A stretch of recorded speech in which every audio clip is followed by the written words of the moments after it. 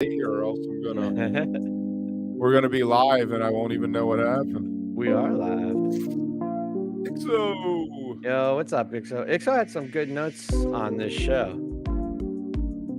It's weird, man. Like, we do this thing and you travel back in time, and I was like, man, this show wasn't that long ago, but it was a good one. It was a good one. this one was over a decade ago. Isn't that I crazy? know. So And it's go ahead. I was gonna say it was over a decade ago, and it was a strange little show where it ended up in the scheme of everything, I think. Yeah, well, all right. So let's not skip over the setup. We're here to discuss Oak Mountain Amphitheater in Alabama, August 24th, 2012. That was the show. It was in the back half of a monster double leg summer tour. Dude, they don't do tours like that anymore. It was like a 30, 40 date like monster summer. It You know what? was. You know what stuck out at me? That I remember that tour was the one they had the introduction video, the announcement video with Fishman training. And I used to love all those tours back then. Every tour they do a video, and it was like so exciting to get the dates. They don't do that shit anymore. No, I like the one with Sloth. Yeah. It had Fishman like laying on the couch and Yes, happy Halloween. Happy And Halloween, and the, everybody. the best though was when they ran the one into the New Year's thing with the jump truck. They ran the tour I thing into like the New Year's guy. I think the probably where they peaked was the Baker's announcement. Like just from like cinematography and like CGI budget, like with the giant donut rolling through the city and stuff. Um no, but it was a good year that in 2012 ended up, I think climaxing at Dick's. I think when people think back to that year, that was probably overshadows everything else. But I think this show has a lot of gems in it. I think overall, big picture, there's nothing super standouty as like, wow, that's the best jam I ever heard. But a lot of jams in there. Right. Yeah. I was thinking. I without looking at my notes earlier, I was like, well, I know there was a couple, nice chunks in some of the songs, some nice jams, but it wasn't even popping off the top of my head. Oh, yeah, and I meant gems, not jams. It was micro Right. Yeah. jams full of gems. Yes. No, there were some gems too. I love that first set. Let's take a look at it. Excellent. Mess of So songs. What is that? 12, 13? they were I just love it. I powering them love it. through 'em, right? I love it. It was so good. It was like, an hour over an hour went by and I'd heard a bunch of tunes and Yeah, I roll mean, with it. Possum, it was just a ripping version, a very strong way to open a show. And I think that's like one of those instant injection of energies to a crowd, right? Fish always nails it. The crowd knows it, loves it. It's easy. Everybody dances. There's just instant energy. I mean, awesome way to start a show. Classic. I like it better than closing a show, actually. Yeah, me too. I think it's great in that spot. And then, they got cities, which wasn't really jammed out or anything, but I kind of liked this choice. It gave it the classic vibes and like kind of settled everything in really nice right in the first set. Pretty solid version.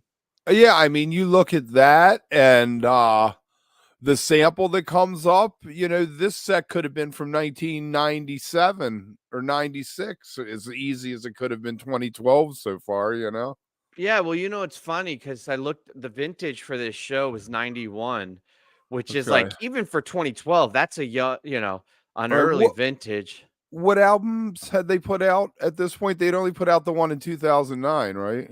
Yeah, they had Joy, but this was right before Fuego.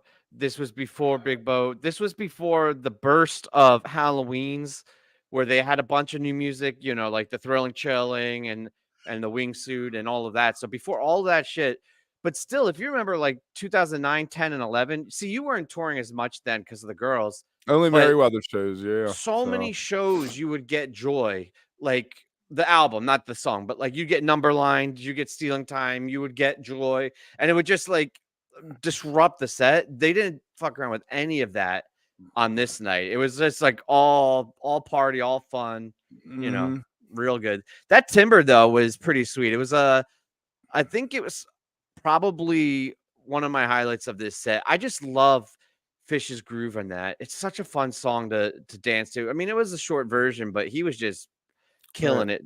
I Very think sharp. the combo of that and Back on the Train was probably the highlight of the first set for me. Yeah. Yeah, the Back on the Train was sweet. I mean, it was safe. They kept it type 1 and, like, really locked in, but, you know, still Uh, did what it needed to do. right. I felt like this was well, listening to it, I was thinking it's almost like a rehearsal show because they knew they had Dicks coming up, so they wanted Yeah. to run through as many songs as they could, so they had a big palette to choose from there. Yeah, and there's a lot of traveling too. I mean, they had just come up from Missouri or down from Missouri, and then they were going over to Atlanta like the next day. Like this, what they weren't doing the long runs in 2012, right? So it's like they were getting all these really wild, isolated shows. I felt Right. like. Um, did you hear all the banter and stuff after Back on the Train and into Lawn Boy and everything? It was just you could like when they talk that much through a show, you know it's a special show. I don't know. Like that's like I think that means he did that whole thing like this is the people here are higher than last time. I guess cuz they like Right. raised the lawn or something and they were like joking about being high and this one's for the lawn and then like this one's for the people on the I strip and having a fun I ass time with it. I always used to think, I mean, I know Trey was clean by at this point, but when back in, it used to be when Trey talked a lot, you'd be like, yeah, he's all high. Somebody Right. gave him something backstage and he's feeling it tonight. That's when you get the really wild A like Harpua come Harpoa, or yeah, yeah, yeah. He's like, man, Trey's talking about the sky melting onto us and the floor erupting. Like he's on something. something. Must have been in the icing. Ugh. Yeah. Lawn Boy, I mean, Lawn Boy is Lawn Boy. People, Nice little mic whatever. solo in it. I thought Mike's Yeah, bass it's solo was fun. pretty sick. It used to annoy me because it was like, just do a song, do something else, play something longer. It was one of those things. But let Page have his He had moment. so much fun with it, though. I mean, that is just pure joy and glee on their face when they're doing it. I feel like if it felt like they were mailing it in or like it was becoming stale, it would suck like really quickly, right? Like I don't think that song has a lot of merit on its own, but because of how much fun they always seem to be having with it, it works. I'm with Um, you. so in that Standalone disease. a finished standalone first set disease, all weird, but I want to say how much I appreciate Trey's tone in this, and I listen in contrast. I've been listening to so much 21, 22, 23 lately. Obviously, like you and I watch every single show, and like there's so many effects and synths and things they put on, and to hear just him ripping with that pure, you know, Mhm. Koa sound, right? Like not overly processed or Right. synthesized. It's just like, man, the Languedoc sounded really good in this disease. But other I than that, it want. was pretty standard. What do you think it would sound like if you stuck the four of them in a bar with just like a regular Gibson SG, a normal old bass, one keyboard, and house drum set? Could they do the magic they do? Yeah, I actually, I don't know. I might regret saying this. I actually might enjoy it more. Like, I think I would appreciate their musicianship. I think there's a level of musicianship in using all those tools, but I feel like there also are tricks, right? And like the interplay between the bandmates and how tight they can be, and like that whole cow funky four limbs of one machine thing, I feel like gets lost sometimes when you're all in the synthesized electronic world. So Mhm. yeah, I think they could. I mean, it's fucking PHiSH, man. uh, Gumbo was fun. I liked Gumbo. Nice little organ solo in there. Page showing off. And so, I mean, I like going through these song by song, but I notice there's not been a clunker. There's not been a major fuck up. There's not been a set killer. Everything's just been keeping the party going. Like, sure, did it have any monster jams in the set? No, not really. But there's nothing when you look at that set list, there's nothing that's like ruins the night. Like, it's just a Mhm. raging show all the way through. Well, some people don't like gumbo, but Fucking wild. It's some it was wild a shit. short gumbo. It was a cup again. We're never getting that big old bowl. I don't think again. Yeah. That was a 1.0 thing. I myself love some Ginseng Sullivan. I think that is such a fun tune. I Yeah. found myself after I was done watching the show. That's what I was walking around humming. Yeah, it's funny, the fish grass. I think you were the one pointing it out to me. I never thought about how odd it is to have that heavy of a snare in bluegrass, because like the majority of bluegrass I listen to is fish grass, but it is super odd. Yeah, SC. So they played Ginseng Sullivan in 19 at the PNC. 2019 was the last time they did it, and the time before that was during the Baker's Dozen. So it has not gotten a lot of play as of But they late. did. I will tell you this: when the third night of Dick's Saturday night, they were sound checking it because we were parked right by this stadium and we could hear them. So they sound checked it at Dick's. I thought for sure we were going to get it Saturday. It's one of my favorite of that catalog. I think they should play that one more than some of the other ones they play. Yeah, Old Home Honestly. Place is the one they seem to play all the time now. That's the one we get. Yeah, and What have they done to the old home place? yeah.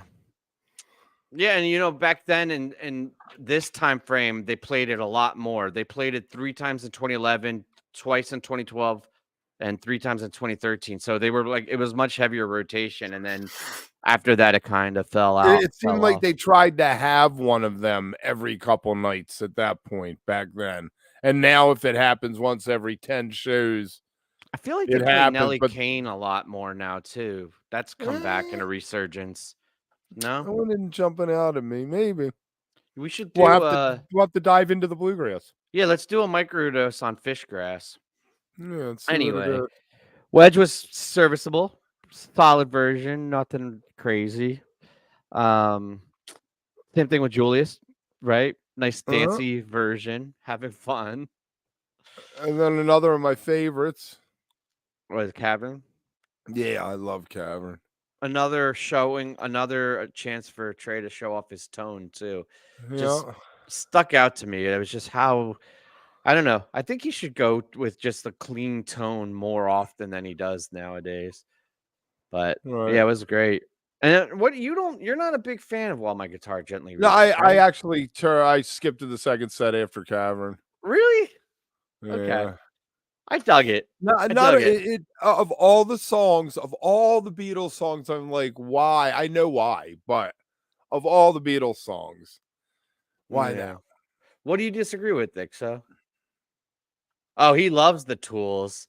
Well, yeah, I'm not saying abandon the Tools. I guess what I'm saying is don't forget to just rip and give us clean guitar tone. I don't know that he does uh the clean tone enough now, right? He does so much in the sense. I think it's just an overcorrection, maybe. And you know what? That's just my taste. Like you are certainly able to say, "Shut the hell up, Wook."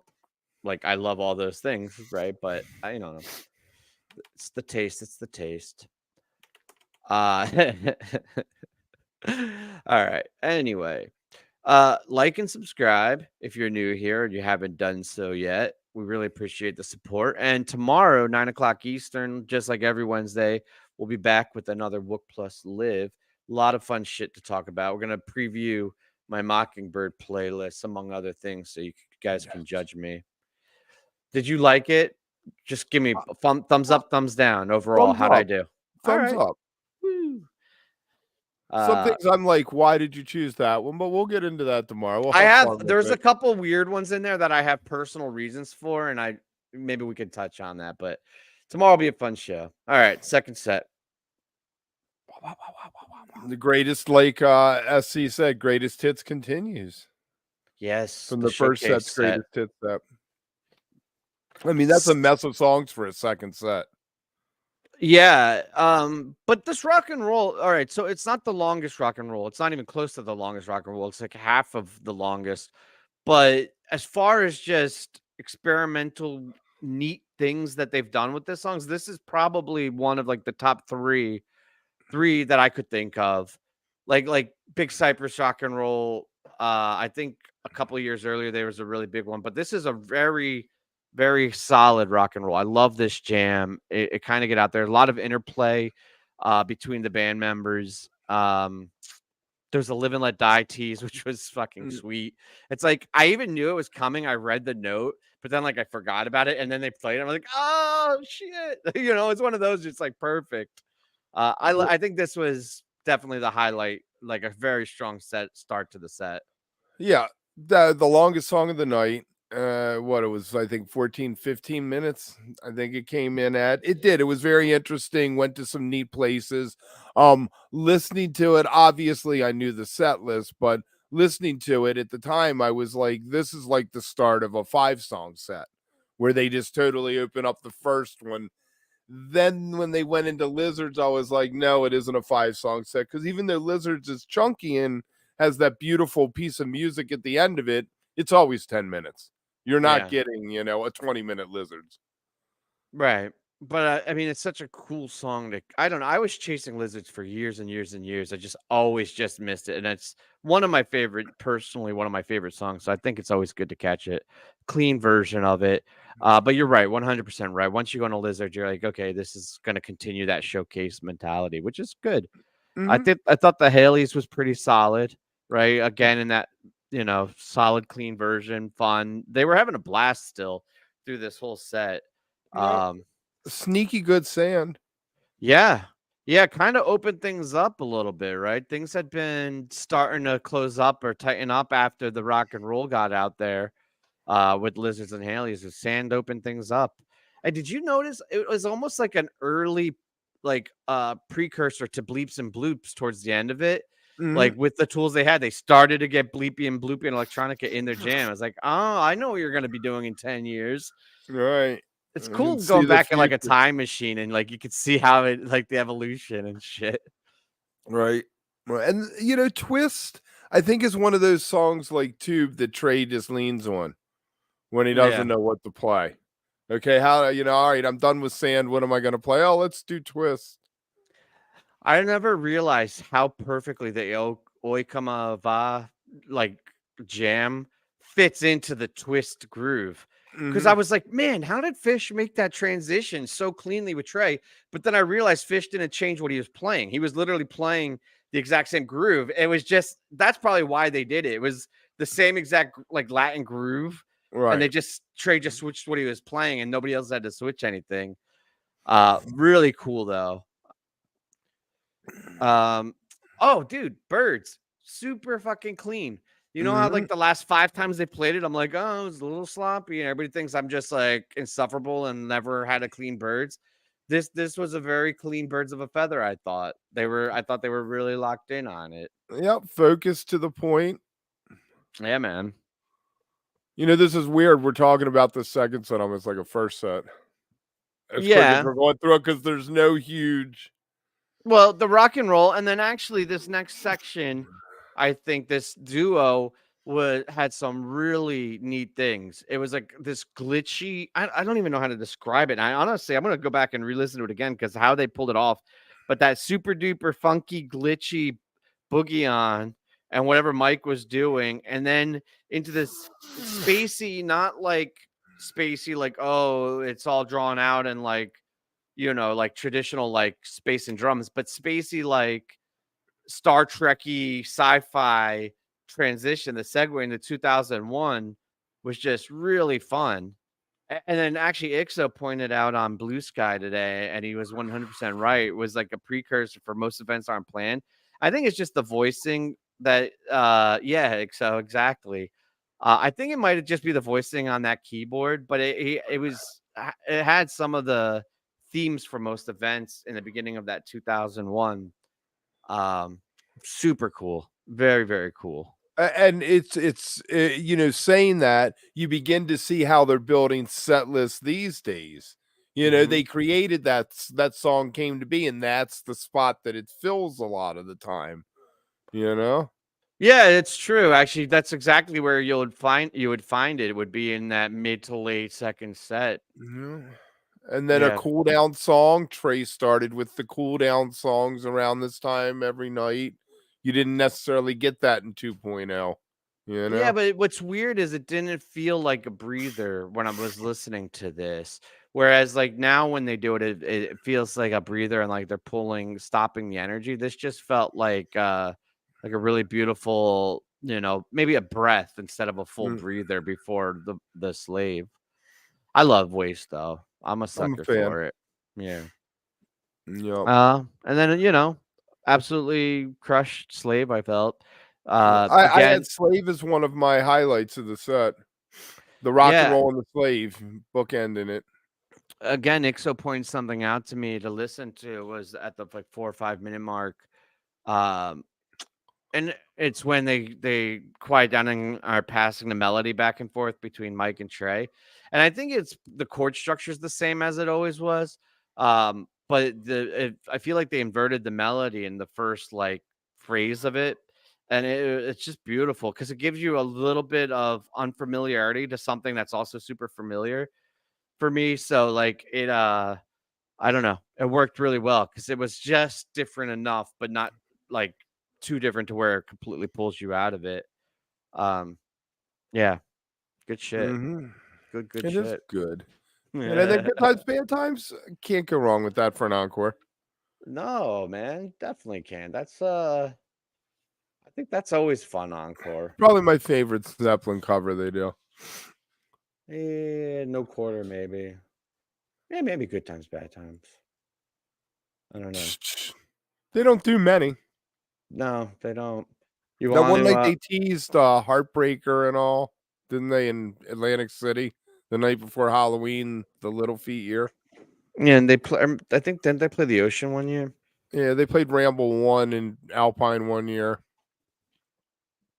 which would be a great one to break you back out. You gotta There were a lot of remember. covers this night. Yeah, a With mess Boogie of On them. in 2001 and Rock and Roll and Haley's and Haley's fuck isn't a cover. Timber. Yes, it is. Yeah, some other guy wrote it. He never put out an album or anything. He gave the song to PHiSH. He's sucked into the PHiSH world. This, by the way, this Alabama night is exactly what I love about this idea. Is because this is a show I probably never in a million years would have gone back and listened to. I I probably watched wouldn't it have gone back. back to 2012 at all. But if I did, I'd probably go back to Dick's or maybe like the San Fran 831 Dix. show. Yeah, the Yeah. 831 Dix. I doubt Yeah. I would have gone to this show, but it Right. kind of worked out, and I'm digging it. Do you want to pick the next one for Yeah, next we week? got to pick the next one. Definitely. We got And to. we had 20 some people come to show up for this tonight, so I guess Tuesday nights at 10 work. Yeah, let's keep it going there for a little bit. I mean, you can let us know in the comments if you're watching it afterwards and couldn't make it. When when would be better for you? And we'll see what we can do. But I like the later night. It's kind of like a precursor for Live tomorrow. Yes, live tomorrow. It's gonna be fantastic. All right. Right. All right. So Pick a number 1 to 5, I guess, and we'll do it. 4. 4. Okay. This is 1. Every time it's the first one is always early 90s. 2. Ooh. Oh, that's a classic. 3. Ah. Hey, Yay! A 94 from from we're New going to Orleans. 1.0, everybody. We're going to Tulane, baby now. And look, there's a Tweezer Life Boy. That is such a classic combo from 94. Can't Look wait at to talk about that. this. Oh, and look, a Trumpet. guest. Yeah, Michael Ray. Michael Ray. Now, do you know about Michael Ray? We all know about Carl Gerhard. No, tell me about Michael Ray Michael played Ray. with Sun Ra's orchestra, and then he had a band called the Cosmic Crew. I might listen to this tonight, actually. This is speaking of Nelly Kane. Yamar contained the acoustic. Salt Peanuts tease. That's fantastic. You know that Yeah. song that I think it's a standard, but I know it from Miles does it. Yeah. Salt Peanuts. Oh, where's that? It says in Yamar contained a Salt Peanuts tease. Oh, the tease. Yeah, sorry, I missed you were over there. Another huge first set. Oh, this is going to be a good one. Good. I'm glad. Nice. Yeah, awesome. Not that right. there was anything wrong with the show we listened to. Like you said, I'm glad that we went back and revisited it. It was Yeah, with that Alabama show, honestly, was did not feel like homework at all. It flew. I put it on. I actually had to go back and re-listen a part of it because I put it on and I was just doing shit, and it, like, I flew through it. It was such a fun, entertaining show. I'm excited about this 94 show though. I think this is going to be a lot of fun. All right. Anyway. Well, we'll see you guys tomorrow, and we'll see you next week. If we don't see you tomorrow. Yeah. Thanks, Kev. That was fun, man.